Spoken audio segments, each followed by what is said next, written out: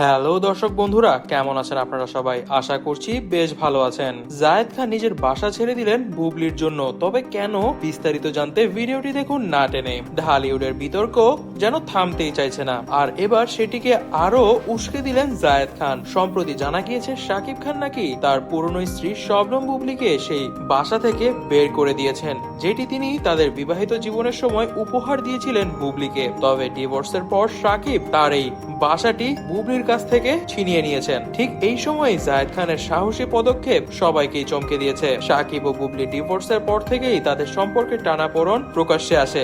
গুঞ্জন রয়েছে শাকিব তার ঢাকার গুলশানের বিলাসবহুল ফ্ল্যাটটি, যা একসময় বুবলির নামে ব্যবহার করা হতো, তা দখলমুক্ত করতে বলেছেন। এই ঘটনায় বুবলি বেশ অসহায় হয়ে পড়েছেন বলে জানা গিয়েছে। এই পরিস্থিতিতে ঢালিউডের আরেক জনপ্রিয় নায়ক জায়েদ খান বুবলির পাশে এসে দাঁড়িয়েছেন। জানা গিয়েছে বুবলির অসুবিধা দেখে তিনি নাকি নিজের ব্যক্তিগত বাসা ছেড়ে দিয়েছেন। বুবলির জন্য এক ঘনিষ্ঠ সূত্র থেকে জানা যায়, জায়েদ খান বলেন, মানুষ হিসেবে বিপদে একজনের পাশে দাঁড়ানো উচিত। বুবলি আমার শুধু সহকর্মী নয়, বরঞ্চ আমি তাকে অনেক বেশি ভালোবাসি। বন্ধুত্বের দিক দিয়ে তার পাশে থাকাটাই এখন আমার দায়িত্ব।